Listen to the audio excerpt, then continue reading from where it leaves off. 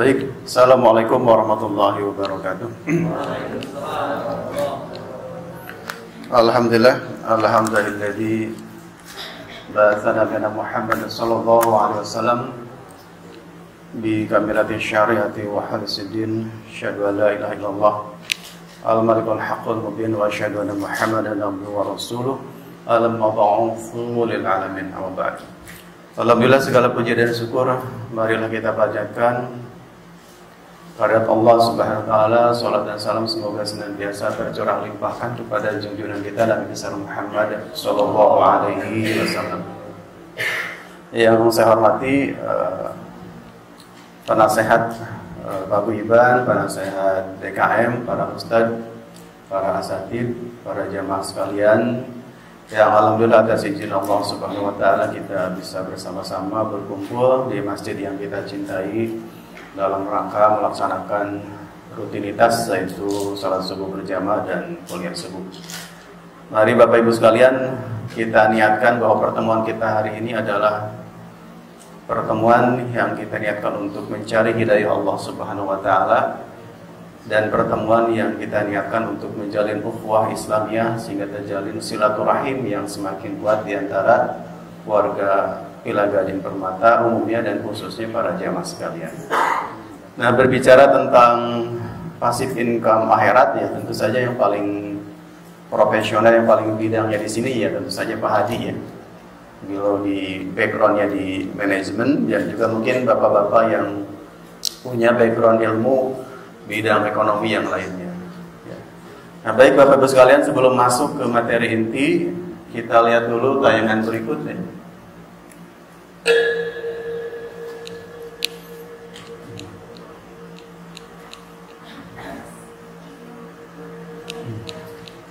Saya pernah tinggal di Amerika cukup lama. Terus saya lihat ini orang kalau di negara maju itu seperti apa sih? Kayaknya makan paginya sama, kita makan pagi, sekolah juga sama, nggak lebih pinter dari kita. Negaranya sama aja. Kenapa kok dia bisa disebut negara maju dan kita negara berkembang? Yeah. Kalau saya perhatiin sistemnya adalah mereka tuh asetnya kerja keras, orangnya kerja biasa aja. Kalau di Republik kita orang kerja keras banget, asetnya tidur-tidur aja. So that is the difference. The economic system membuat mereka make sure bahwa semua aset have to work extremely hard. Gak ada uang nganggur, gak ada space nganggur, gak ada barang nganggur, gak ada capital nganggur. They work very hard sehingga orangnya bisa kerja biasa aja dan kemudian dia bisa take vacation. Kalau di Republik kita nggak pernah vacation, kerja terus asetnya tidur. Ada suatu kompleks yang bagus dijimin aja 20 tahun, tanahnya bagus banget dijimin, nggak ada yang berani nyentuh. Karena apa ya? Karena milik negara. Negaranya ngapain? Negaranya tidur, orangnya kerja keras. That is what is make us a lot of different. Makanya saya sekarang tuh selalu gelisah. Saya bilang sama Pak Isa, saya nggak peduli dan saya nggak kepengen melihat ada barang negara secuil apapun yang dia itu waste, idle, sia-sia, tidur, malam. Aset kita harus dibuat kerja keras. Ya. Oke, apa yang bisa disimpulkan dari kata-kata Ibu Menke kita, Bapak Ibu sekalian? Perbedaan inti negara berkembang dengan negara maju apa? Ini dia. Jadi kalau negara maju itu orangnya bekerja biasa saja, asetnya bekerja keras. Aset itu apa, Bu? Uangnya. Kalau aset ini pekerja keras. Jadi asetnya itu apa? Mobilnya, uangnya, depositonya, hartanya, tanahnya, semuanya itu justru yang bekerja keras itu itunya, aset-asetnya. Tapi orangnya bekerja ya biasa saja. Nah, kalau negara berkembang justru ya kayak kita, orangnya bekerja keras. Kadang-kadang jam 9, jam 10 malam kita baru pulang. Tetapi aset-aset kita diam aja. Karena ini apa? Biasanya adalah kita, mental kita belum terlatih untuk mengambil resiko, gitu ya, mengambil resiko. Dan terus terang di perguruan tinggi kita itu mata kuliah kewirausahaan itu sangat minim ya, sehingga masyarakat kita itu mahasiswa kami juga cenderung menjadi pekerja, bukan menjadi para wira swasta atau mereka yang pandai menjalankan aset. Kita terus terang saja semuanya nih ya. Siapa sih di antara kita yang asetnya bekerja? Ya mungkin hanya 1-2 ada yang bisa bekerja. Tapi terus terang kalau saya pribadi memang belum ya. Ya ada duit secuil juga ya diemin aja. Paling dipotongin bank nunggu sama ini ya Pak Hadi dipotong tiap bulan. Kinerja untuk biaya tabungan dan sebagainya. Justru aset kita habis di situ. Nah, oleh karena itu maka sebuah pemikiran bagus dari Bu Menteri Keuangan ini justru aset kita itu harus bekerja. Nah ini dalam konteks duniawi saja, bagaimana aset-aset itu menjadi penting ya. Itu yang disebut dengan passive income dunia nanti yang kita bahas. Yang dari perkataan Ibu Sri Mulyani tadi kita dapat menyimpulkan 2 kata kunci. Pertama ada kata bekerja dan kata berinvestasi. Ya, kata apa? Bekerja dan berinvestasi. Nah, kebanyakan kita ini masih banyak bekerja seperti biasa, belum mencoba investasi karena takut, apalagi ada peristiwa-peristiwa yang menyeramkan. Bisa investasi di Koperasi Langit Biru waktu itu dulu ya.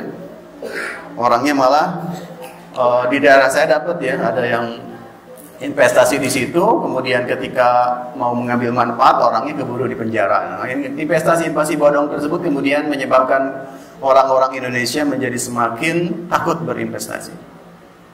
Nah, investasi sendiri adalah mengembangkan uang atau aset lain agar memberi keuntungan ya di masa mendatang untuk mencapai tujuan tertentu. Nah, apa pesan Al-Quran tentang bagaimana kita itu memperhatikan kehidupan dunia? Saya pikir sudah sangat jelas ayatnya ya, bahwa dalam surat Al-Qasas ayat 77 disebutkan wabtaghi fima ataqallahu dzarul akhirah wala tansa nasibaka minad dunya. Dan carilah negeri akhirat dengan apa yang telah dianugerahkan Allah kepadamu, dan janganlah kamu lupakan bagianmu di dunia. Jadi intinya kita itu sama ajaran Islam itu dipersilahkan untuk mencari semaksimal mungkin kemampuan kita atau mendapatkan penghasilan sebesar-besarnya sekemampuan kita, asal jangan mengganggu waktu-waktu akhirat ya. Makanya ada istilah hiduplah kalian seperti akan hidup selama-lamanya gitu ya. Kayak gitu kan. Tetapi juga ingat juga bahwa kita beramal untuk akhirat itu seperti kita akan mati besok. Itu kan kata-kata yang sering kita dengar. Oleh karena itu kerja menjadi sebuah keharusan bagi kita semua, karena nilainya bukan hanya untuk menghidupi dunia, tetapi juga untuk sebagai pemenuhan kewajiban kita sebagai bentuk ibadah. Oleh karena itu betul kata kerja atau kata pada hal iskan kerja. Ya. Nah, kerja adalah sesuatu yang dilakukan untuk mencari nafkah atau mata pencaharian, ya, mata pencaharian. Nah, sebelum masuk ke inti lagi, nah sekarang kita akan lihat bagaimana ada pekerjaan-pekerjaan unik di dunia, Pak ya. Ini coba, yang pertama itu namanya people pusher ya, di Osias namanya, di Jepang. Kerjaannya apa kira-kira Pak? Jadi di Jepang itu kalau ini Pak Hadi masalah macet-macetan atau masalah kerumunan di dalam kereta api itu mereka tidak jauh, tidak beda dengan kita. Bahkan saya pernah ketemu sama peneliti di kampus, dia cerita kalau jam 7 pagi kita itu mau naik kereta api, maka kalau kita bawa tas, kemudian tas itu kita lepaskan, maka tas itu tidak akan jatuh. Kenapa? Karena saking berdebetannya manusia. Gituin aja katanya. Karena saking berdebetan manusia. Bahkan di jam 7 pagi itu ada petugas khusus supaya orang yang di luar masuk itu didorong. Nah, petugas mendorong itu namanya people pusher atau Osias. Ada pekerjaannya sampai didorong begitu. Kalau di kita tugas yang mendorong siapa Bu biasanya? Copet. Copet. Kalau ini ada profesinya people pusher namanya Osias ya. Osias. Jadi mereka digaji, tugasnya hanya mendorong saja. Mendorong. Ada juga di Jepang itu pekerjaan unik namanya penunggu profesional ya. Jadi penunggu profesional itu kalau kita ngantri mau beli barang di Jepang atau di Cina ya, maka kita bisa meminta bantuan seseorang untuk ikut ngantri atas nama kita. Jadi uangnya kita kasih, dia ngantri gitu ya, ngantri, kemudian bisa membeli barang yang kita inginkan. Nah di Cina Bapak Ibu sekalian, saya pernah baca sebuah buku kecil namanya Travel to China ya. Di situ katanya ada sebuah kebiasaan, ketika ada sebuah lahan properti dibuka baru, Pak Manto ya. Jadi ada lahan baru untuk properti dibuka. Saking antusiasnya orang Cina dengan bisnis properti, maka untuk antri membooking satu lahan itu mereka ngantrinya bisa 2 hari 2 malam. 2 hari 2 malam. Ngantri di belakang di depan petugas administrasinya ngantri gitu. Sampai 2 hari 2 malam dan sampai pasang tenda.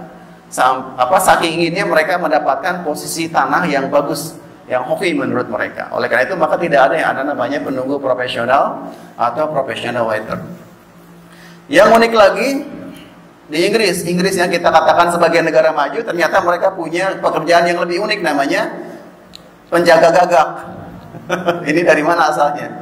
Jadi di Inggris itu ada namanya The Tower of London atau Menara London. Di Menara London itu ada 7 ekor gagak yang dipercayai sebagai hewan mit atau hewan mitos. Jadi kalau salah satu gagak itu hilang, makanya ada kecurigaan atau ada kekhawatiran, ada mitos di kalangan para negarawan Inggris, kerajaan Inggris akan hancur.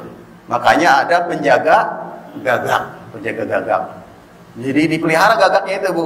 Nah, kejadian nih di tahun 2016 atau kapan nih? Ada salah satu gagak yang diberi nama Merlina itu hilang, nggak balik-balik. Mereka galau. Jadi ada gagak hilang galau. Kalau justru di Indonesia aneh, gagak itu ditembakin nggak ada. Pernah lihat gagak di luar nggak? Nggak ada. Nah, Pak Endar sama saya pernah ke Thailand. Nah, di bandara Thailand itu saya melihat keanehan. Jadi apa? Jadi bukan di Thailand ya, di Singapura ya. Pas kita transit di Singapura, kita duduk itu di belakang itu burung gagak didiemin ya. Nah, pas saya main di alun-alun kota Bangkok itu, burung gagak itu berkeliaran biasa, hinggap di mana-mana. Kalau di sini habis kayaknya ditangkapin tukang burung. Itu mah gagak dipelihara. Ya. Nah, di Cina ada di Inggris lebih unik lagi. Ada 7 ekor gagak yang dipercayai sebagai penjaga Tower of London. Yang dipercaya kalau hilang itu negara Inggris bisa goncang gitu. Karena seperti itu. Itu pekerjaan-pekerjaan unik di dunia. Satu lagi pekerjaan unik di dunia adalah tukang minta maaf. Tukang minta maaf. Apologizer ini pekerjaan profesional, Pak, bukan bohong-bohongan. Ini yang profesionalnya. Jadi di sebuah kebiasaan kan di kita itu kalau kita traveling atau kita misalnya bepergian ke naik pesawat, kan ada masa-masa di mana pesawat itu delay kan. Bisa 2 jam, 3 jam, 4 jam. Nah, ada sebuah maskapai penerbangan di Inggris atau Amerika, saya lupa. Namanya apa ini? Lupa saya namanya. Ada di sini. Di situ mereka mempekerjakan seorang pekerja yang tugasnya itu adalah berkirim surat atau mengirimkan email kepada para penumpang yang pernah berurusan dengan masalah gangguan penerbangan. Profesional. Jadi ketika ada penumpang yang kemudian pernah mengalami delay akibat keterlambatan penerbangan, cuaca dan sebagainya, maka si Fred Taylor ini berposisi sebagai pembuat surat untuk minta maaf. Bahkan ada kata-kata yang unik dari kita ya kan? Ya, kelihatan nggak kebaca di situ ya? My job was to send letters of apology to customer that had been involved with flight disruption. Jadi pekerjaan utama saya katanya adalah berkirim surat kepada para penumpang yang pernah mengalami gangguan penerbangan. Ya. For me katanya, saying I'm sorry become second nature. Bakating atau karena terbiasa meminta maaf, maka bagi dia meminta maaf itu sudah menjadi kebiasaan yang kedua. Jadi kebiasaan minta maaf sampai ke bawah ke sehari-hari. Kalau kita kan di lebaran aja. Ya, di kita nggak ada ya. Profesinya adalah apologizer. Nah, selanjutnya ada kata-kata yang menarik dari Ustaz Khalid Basalamah ya. Kalau rezeki datang karena kerja keras, seharusnya yang paling kaya adalah kuli bangunan. Benar nggak? Kalau kaya itu kalau rezeki ditentukan karena kerja keras, katanya yang paling kaya duluan adalah kuli bangunan. Kalau rezeki datang karena banyaknya waktu kerja, seharusnya warung-warung kopi yang buka 24 jam itu bisa mengalahkan McDonald dan KFC. Benar gak? Ya. Kalau rezeki datang karena kepintaran, seharusnya dosen-dosen menjadi orang paling kaya. Saya disebut-sebutin. Jadi kalau karena kepintaran, kaya itu kalau misalnya karena kepintaran, seharusnya dosen-dosen, para peneliti ya bisa menjadi orang yang paling kaya. Tapi ternyata enggak. Kalau rezeki datang karena pangkat, seharusnya presiden dan raja-raja berada di urutan pertama dari 100 orang terkaya di dunia. Ternyata enggak juga. Nah, rezeki itu datang karena kasih sayang Allah. Mengejar rezeki bukan mengejar jumlahnya, tapi kejarlah berkahnya. Kita buktikan Pak ya. Betul nggak kata-kata Pak Ustadz Khalid Basalamah ini? Kita lihat 10 orang terkaya di dunia. Apakah ada raja di situ? Elon Musk ini bukan raja. Bukan. Dia orang yang pada bulan April 2002 itu memperoleh kekayaan sebesar 3.150 triliun. Ya, dan dia bukan orang raja, orang biasa yang kemudian bekerja dengan cerdas dan bekerja keras. Gitu ya. Kemudian kita lihat, kita kan sering menyebut katanya orang yang paling kaya di Timur Tengah itu kan Raja Salman atau Muhammad bin Salman. Ternyata bukan Pak, bukan raja.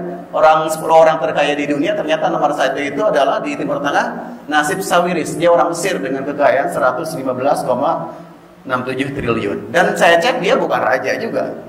Nah, gitu kan? Berarti intinya orang kekayaan itu ya tidak bisa ditentukan dengan pangkat, tidak bisa ditentukan dengan kepintaran, tidak juga bisa ditentukan dengan waktunya bekerja, tetapi ditentukannya ya karena memang takdirnya Allah, predestiny, ya predestiny. Ya kurang lebih seperti itu. Ya, memang ada juga yang bekerja keras, tapi ya tidak akan pernah tetap menjadi orang paling kaya di dunia kalau tidak dengan izin Allah Subhanahu wa Ta'ala. Ya, intinya kayak gitu. Ya, jadi di sini mengajarkan kita keseimbangan. Jadi bekerja semampu kita, tetapi tetap konektivitas kita dengan Allah Subhanahu wa Ta'ala tetap harus terjaga karena Allah juga yang kemudian menentukan kita harta kita itu berkah bertambah atau tidak karena Allah Subhanahu wa Ta'ala juga. Karena apa? Yang menentukan rezeki Allah, betul kan? Nah, sekarang saya mau tanya Bapak Ibu, pernah memperhatikan kadal gurun? Nah ya. Nah itu minumnya kira-kira gimana? Kan susah di gurun nyari minum. Gimana minumnya? Ayo minumnya gimana? Minumnya gimana? Ternyata ini minumnya Bu. Ini kelihatan ya. Jadi ini saya dapat materi ini dari National Geographic Channel. Jadi supaya si kadal gurun ini bisa minum, yang dia lakukan itu adalah subuh-subuh dia itu lari ke puncak bukit, kemudian membuka matanya lebar-lebar. Lebar dibuka matanya. Kemudian dia nunggu tetesan embun jatuh ke kepalanya. Kemudian mengalir ke matanya, dikedipkan, plek, mau jatuh ke mulutnya, kemudian dia jilat. Kurang lebih ini seperti ini nih percapaannya itu. Nah, kan lidahnya keluar. Lidahnya keluar. Nah, ini bagaimana Gusti Allah memberikan minum kepada hambanya yang bernama kadal, gitu kan? Bernama kadal. Caranya begitu. Jadi dia nggak minum cari sumber air, nggak bisa, karena kan dia makhluk kecil. Tapi subuh-subuh dia bangun, kemudian bukai mata, tunggu tetesan pun dijilat gitu. Mau nyoba, Pak Asep?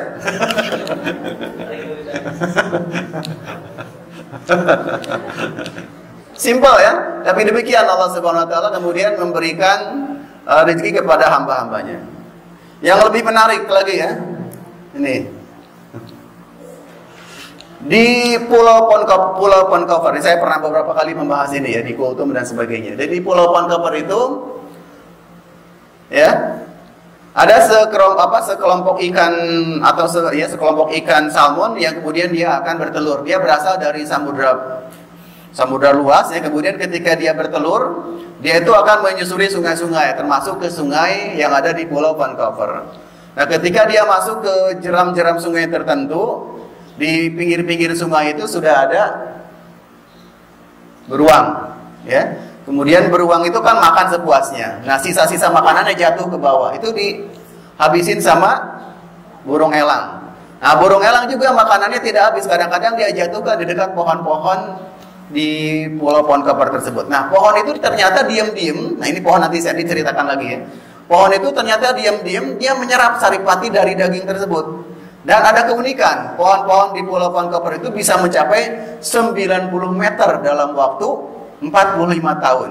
Sementara di luar Pulau Pohon Koper, pohon yang sama untuk tumbuh sampai 50 meter butuhnya 300 tahun. Jauh beda kan? Ini penelitian ahli biologi. Jadi akibat nutrisi salmon ini, si pohon di Pulau Pohon Koper tumbuhnya bisa lebih cepat sampai mencapai 90 meter di usia 45 tahun. Sementara di tempat lain untuk mencapai 50 meter saja butuh waktunya berapa? 300 tahun. Berarti rezekinya luar biasa. Nah, habis itu pohon-pohon itu kemudian berbuah, menjatuhkan buahnya. Ya, kemudian buahnya itu busuk, kemudian menimbulkan jamur. Nah, jamur itu kemudian dimakan oleh siput, oleh makan siput. Nah, kemudian si pohon ini karena dia tetap tetap hidup tumbuh karena nutrisi salmon, dia tetap bisa bertahan dan menjaga sumber air sehingga salmon bisa kembali ke tempat itu sampai dia kembali bertelur. Nah, ini bayangkan Bapak sekalian, kalau ada keserakahan manusia dengan cara menjaring salmon ini dan menghabiskan semua, maka satu pulau itu rezekinya hancur. Betul kan? Rezekinya hancur. Nah, oleh karena itu, kalau kita ditakdirkan oleh Allah Subhanahu sebagai big boss, sebagai pengusaha, kalau kita kemudian berani mengutak-ngatik harta karyawan kita, harta-harta orang miskin yang sudah kita setting sedekah-sedekahnya, maka kita sama dengan merusak jalan rezekinya Allah Subhanahu wa ta'ala. Yang lebih unik lagi, ini penelitian yang sudah cukup lama ya. Ini kita perhatikan, mungkin kita nggak pernah kepikir, tapi ini kejadian di dunia nyata. Dunia keras nelayan. Termasuk salah seorang mahasiswa saya, dia waktu mau ujian telepon, "Pak, mohon maaf saya hari ini nggak bisa ujian." Kenapa?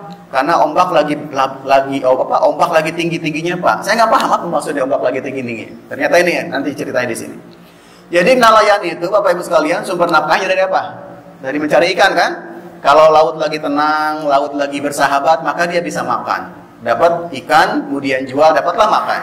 Tetapi apa yang terjadi ketika laut itu ombaknya besar, ombaknya lagi tinggi-tingginya, maka dia itu terancam bahaya kelaparan. Nah, pertanyaan kita sekarang, kalau kita sebagai dalam posisi nelayan, kemudian ombak lagi besar dalam waktu 1-2 bulan, tidak sebentar, bisa berminggu, bisa bulan gitu ya. Apa yang harus kita lakukan? Ternyata Allah Subhanahu itu sudah mendesain siklus kehidupan yang di luar dugaan kita. Ya, di luar dugaan kita. Kenapa?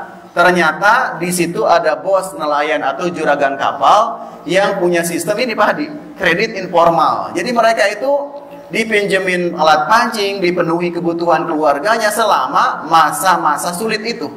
Sehingga ada anggapan para nelayan itu mereka sangat menghormati bos nelayan. Bahkan ketika anaknya mau nikah, yang nganterin itu bos nelayannya. Saking tingginya ikatan sosial di antara mereka.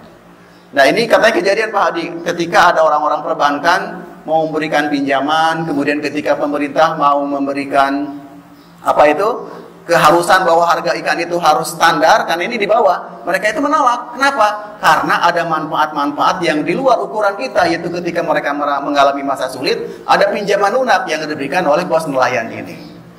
Ya kan? Nah, kalau di kita PNS seperti saya, ketika masa sulit ada SK gitu kan. Kok Pak Ustadz tersenyum? Gitu kan? Saya yakin semuanya punya pola tersendiri. Ada yang pinjam ke saudaranya. Tapi di dunia nelayan, mereka itu punya namanya bos nelayan. Dan ini sistem yang sudah turun menurun. Sulit untuk dirubah karena mereka merasa nyaman dengan sistem itu. Termasuk pemerintah, kan pemerintah itu mereka merasa kecewa. Jadi harga-harga ikan itu dijual oleh para nelayan ke bos nelayan itu dengan harga miring. Pemerintah ingin menaikkan level harganya. Ditolak oleh para nelayan. Ternyata itu ada sistem kredit informal, ada sistem bantuan lunak yang diberikan oleh bos nelayannya di masa sulit. Ya, sampai punya hak eksklusif si bos nelayan ini terhadap hasil ikan yang diperoleh dari para nelayan. Nah, ini kan bagaimana Gusti Allah itu punya setting tersendiri pada kehidupan di dunia. Nah, oleh itu kita ngomongin bekerja. Selanjutnya kita ngomongin investasi. Ini baru dunia dulu, Pak. Belum ke akhirat. Nah, secara sederhana investasi itu ya salah satunya bisa dikatakan juga sebagai passive income. Artinya atau pendapatan atau penghasilan pasif. Ada juga yang mengartikan passive income adalah penghasilan sampingan.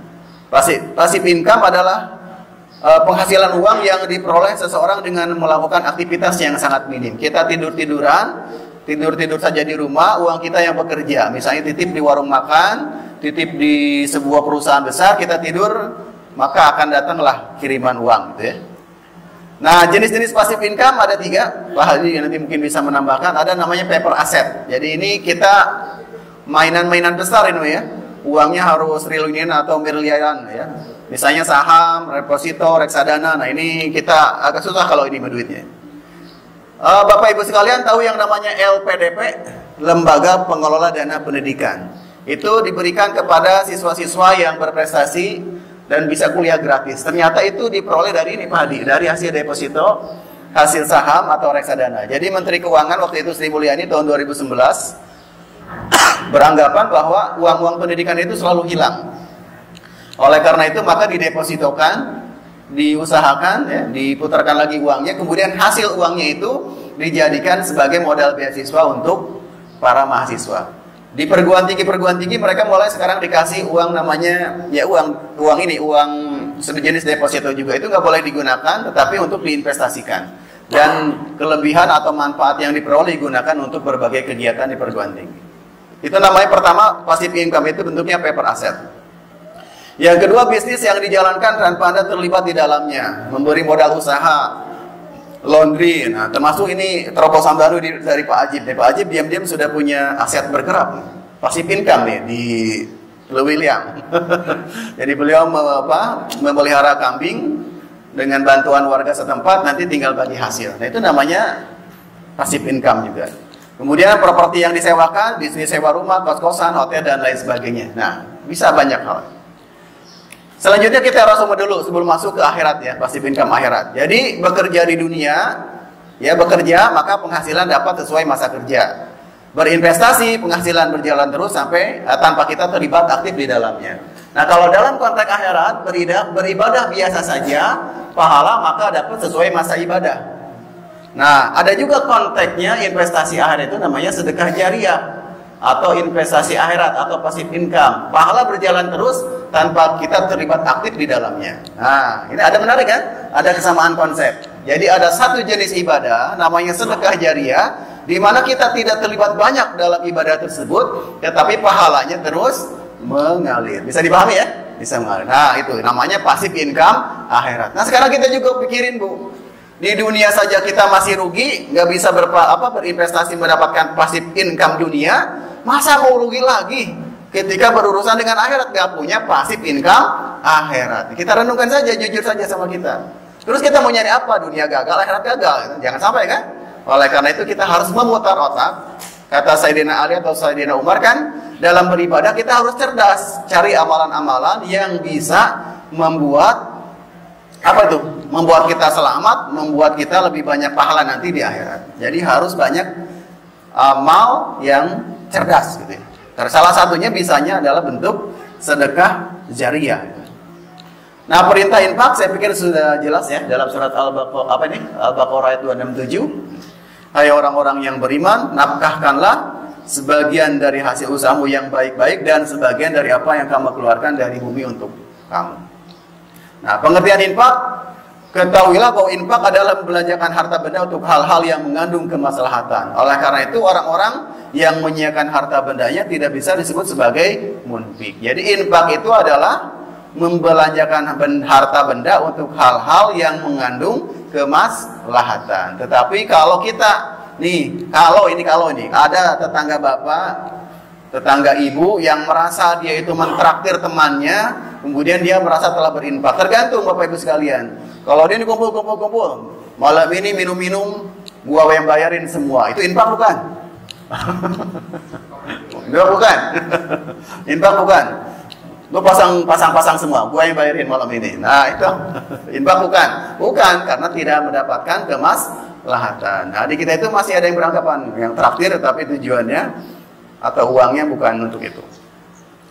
Nah, infak, zakat, dan sedekah. Infak itu dibagi dua. Infak tadi membelanjakan harta pada hal yang memberikan kemaslahatan, kemudian dibagi dua. infak itu. Ada sedekah wajib, ada sedekah sunnah. Sedekah wajib kemudian lebih dikenal dengan zakat.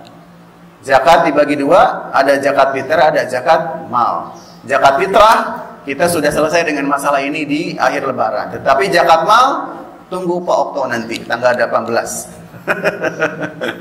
Nanti Bapak Okto dan tim akan menjelaskan, mendatangkan narasumber. Malam Senin datang ya Bu? Malam Senin datang. Sebenarnya kita ini sudah terkena kewajiban zakat mal atau tidak? Nanti kita cek nanti di malam Senin di tanggal 18 malam ya. Jadi kita ini sudah layak bayar zakat mal atau tidak? Karena kewajiban Bapak Ibu sekalian harus kita ukur ya. Apakah kewajiban kita bayar zakatnya bulanan atau tahunan? Kita nanti cek berdasarkan referensi-referensi dari para ahlinya. Kalau saya bukan ahlinya jadi belum bisa. Kalau zakat fitrah sudah selesai, tetapi kalau zakat mal, nah kita cek lagi betul atau tidak.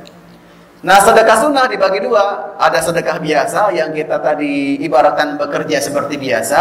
Ada namanya sedekah jariah yang diumpamakan seperti investasi. Sampai sini jelas Bapak ya? Jelas ya?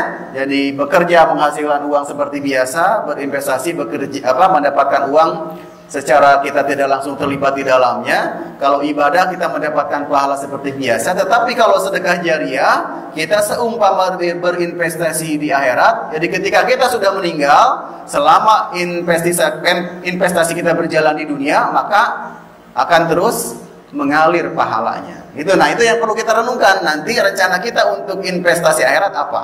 Nah itu yang harus kita renungkan. Nah sedekah jariah itu dalam satu hadis ini kurang lebih ada 7. Nah nanti bisa kita kontekstualisasikan menjadi bentuk yang lebih modern ya. Nah kita pilih kita mau investasi yang mana? Kita renungkan saja ya. Yang pertama, atau kita sepakati dulu di sini ya.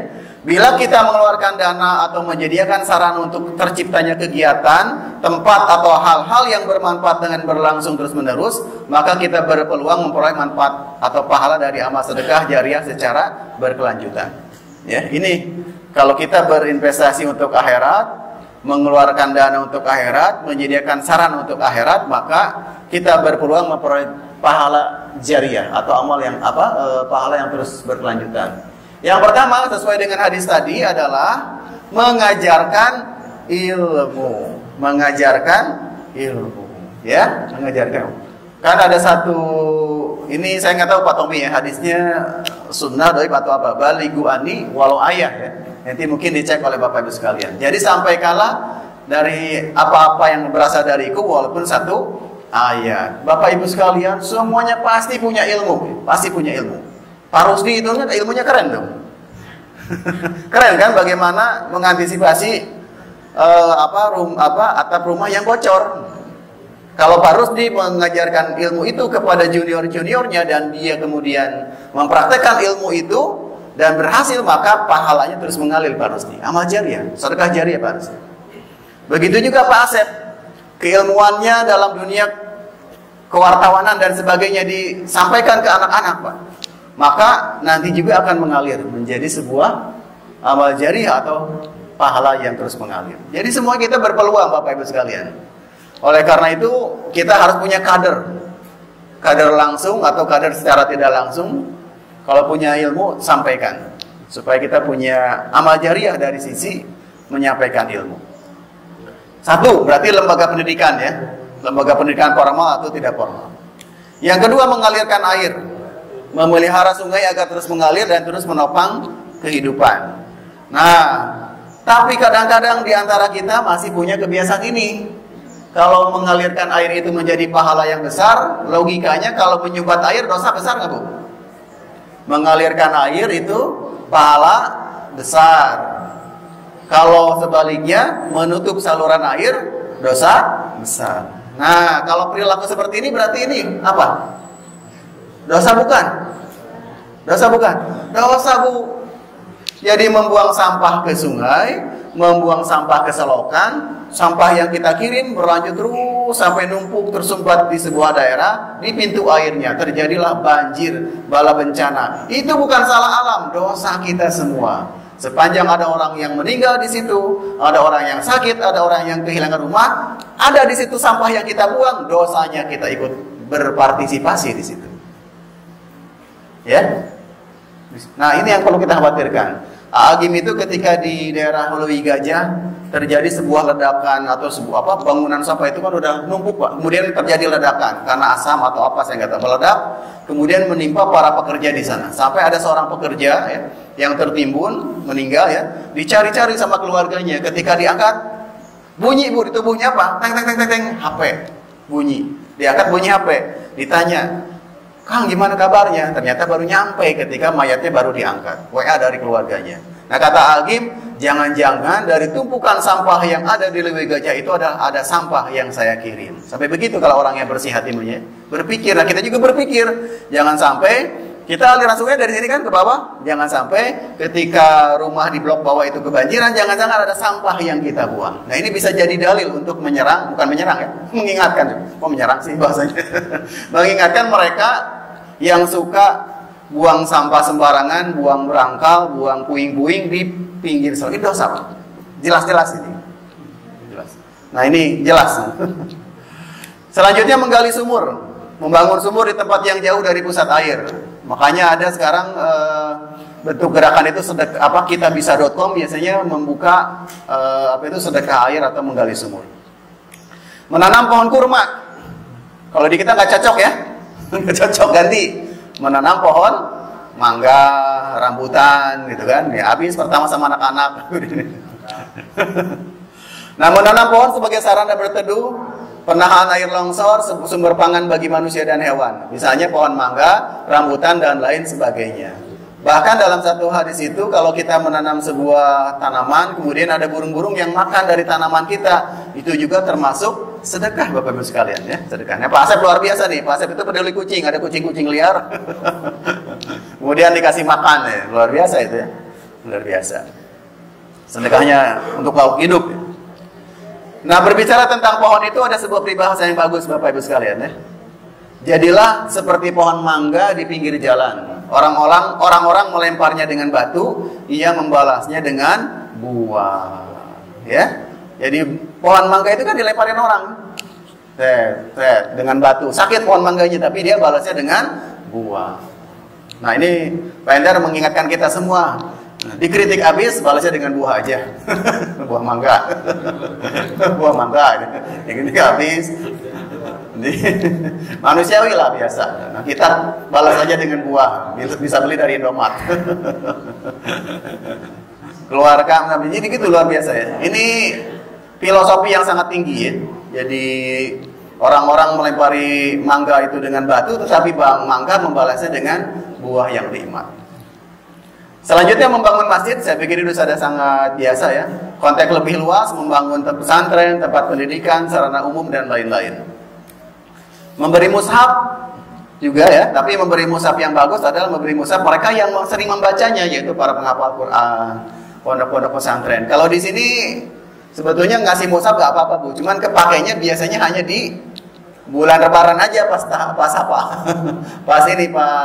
khataman aja biasanya. Bukan sia-sia sih, cuman kepakainya 1 tahun sekali mungkin ya, atau parsial ada tahlilan atau apa. Tetapi kalau kita ngasihnya ke mereka yang membaca Al-Quran secara terus-menerus, itu akan luar biasa. Berarti kita harus cerdas juga nih, masjid kira-kira barang yang paling sering dipakai apa? Nah, sekarang yang paling sering dipakai apa nih? Nih kalau mau infak nih, ini HP. Saya tidak mau mendominasi amal, enggak. Ini HP anak saya. Kalau ibu-ibu ada yang mau menggantikan silakan. Ini dipakai terus tiap minggu. Laptop, InFocus. Nah, ini pahala-pahala yang berpeluang kita berinvestasi di dalamnya. Banyak barang-barang mesin yang kepake terus. Ini Pak Ajib sudah berinvestasi di AC, kita tinggal apa lagi yang belum ya? Karpet luar biasa. Payung alhamdulillah sudah bermanfaat. Pak Sutaya adalah pelanggan pertama.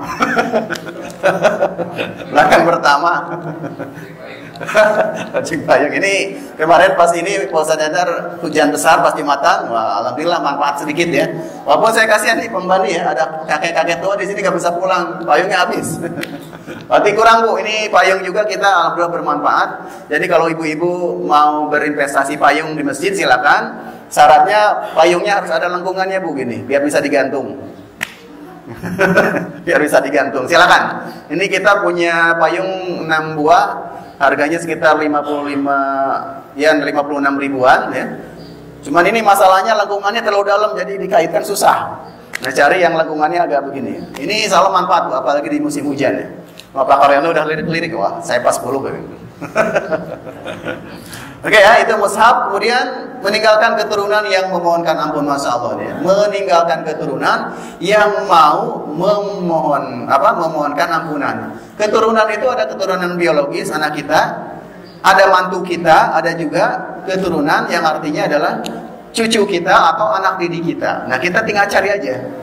Kalau saya kan termasuk sumber dayanya sedikit, anak saya cuma 1 gitu. Jadi termasuk berisiko kalau anak saya lupa memohonkan ampun, saya nggak punya jatah ampunan waktu itu. Tetapi kalau anak-anak ibu bapak banyak, yang 1 lupa, yang 1 ingat, kan enak ya. Nah, oleh karena itu kita harus punya ini anak didik ya, yang mungkin bisa mengampuni kita. Pak Taya banyak anaknya Pak? 2. Yang 1 on, yang 1 off bisa Pak. Mudah-mudahan 2-nya on. Ini ada hikmah luar biasa, sebuah kisah yang luar biasa ya. Ada seorang ulama yang bermimpi melihat ahli kubur. Cerita ini disampaikan oleh Syekh Bahri Syata Adimyati. Jadi beliau ini, bukan beliau ya, penulis kitabnya ini. Jadi katanya ada seorang ulama mimpi. Di dalam mimpi itu beliau masuk ke sebuah alam atau dunia. Di situ ada orang rebutan. Kayak orang lagi rebutan sembako, wah gitu ya, rebutan sembako. Tetapi ada satu orang yang duduk gini aja tenang gitu. Orang lain kan rebutan, dia tenang-tenang aja. Bapak kok nggak ikut rebutan makanan, rebutan paket Pak? Ah tenang, saya mah biasanya selalu ada orang yang ngirimin spesial. Oh siapa Pak? Anak saya. Kalau kamu nggak percaya cari di pasar X, namanya X gitu ya. Nah ulama ini terbangun. Oh, akhirnya dia penasaran ya, diceklah sama dia di pasar tersebut. Ternyata betul, di pasar X tersebut ada seorang penjual yang mulutnya gak pernah diem. Ketika ditanya baca apa? Baca Al-Quran, dan saya khususkan untuk bapak saya. Jadi kalau bapak ibu sekalian membaca Al-Quran, nah ini walau alam benar atau tidaknya saya nggak, tapi ini kisah hikmah katanya. Kalau kita membaca Al-Quran, katanya membaca apa gitu ya, yang kemudian kita khususkan untuk almarhum, maka itu seolah dikirimin paket. Beberapa hari kemudian atau beberapa saat kemudian si ulama ini mimpi lagi.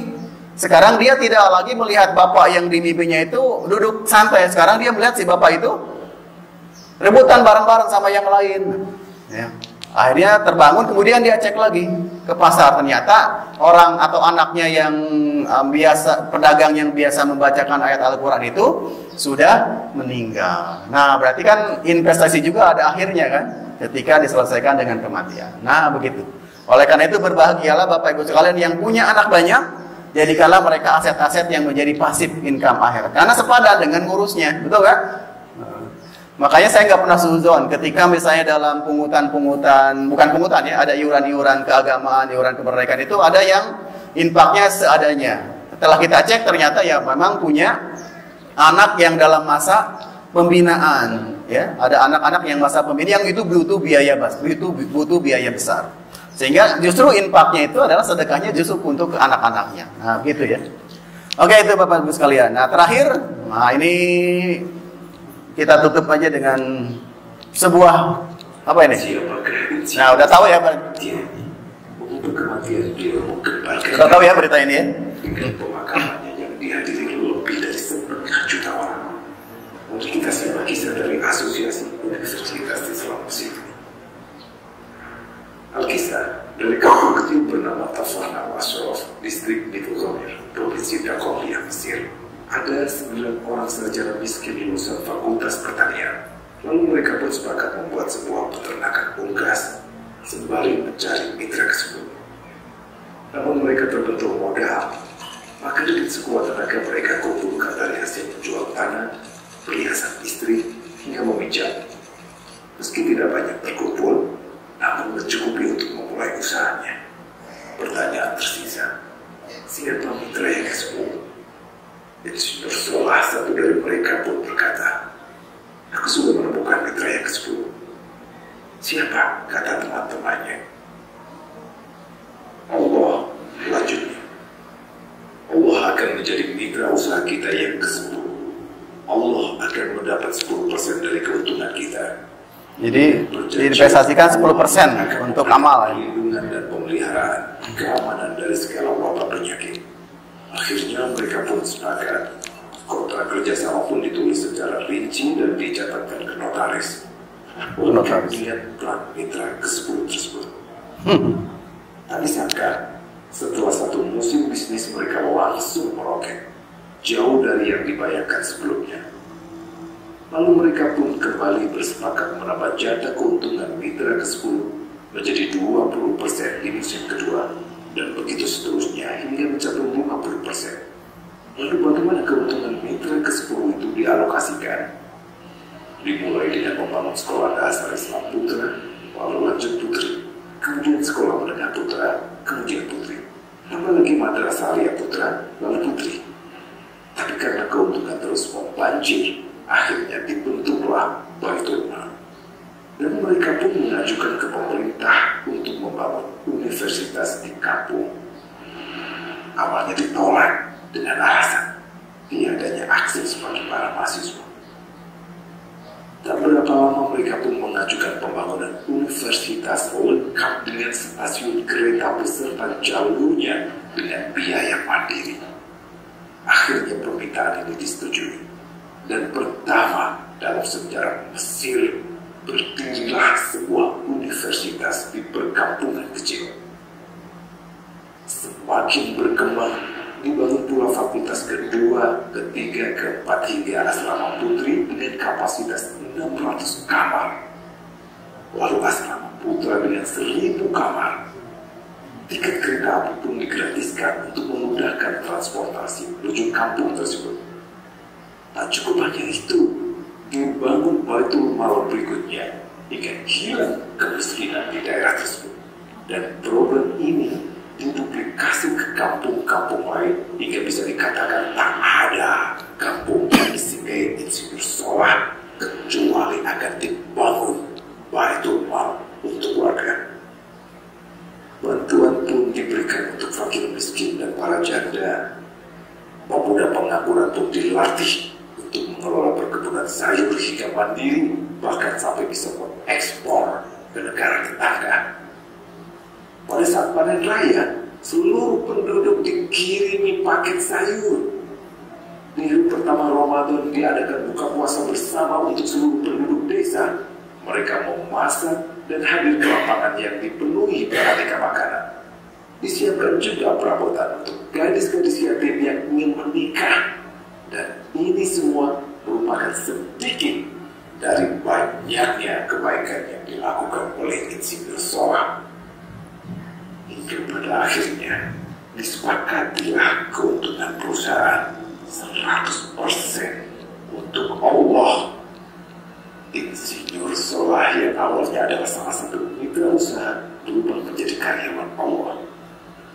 Dia hanya menerima gaji, namun dia memberikan Tuhannya syarat agar membuatnya hanya butuh kepadanya dan hanya meminta kepadanya.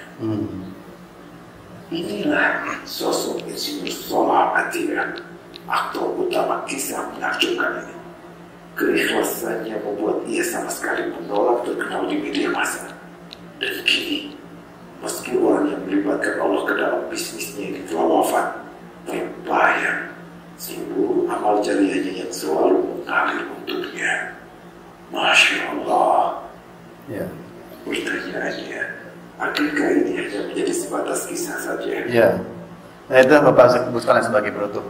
Terakhir saya ingin sampaikan bahwa pesan dari video tadi bahwa ada dua ya. Jadi kita harus mencontoh dalam konteks kalau kita nanti meninggal, apakah akan ada banyak orang yang kemudian mengantarkan kita dengan hati yang tulus? Itu kan pertanyaannya.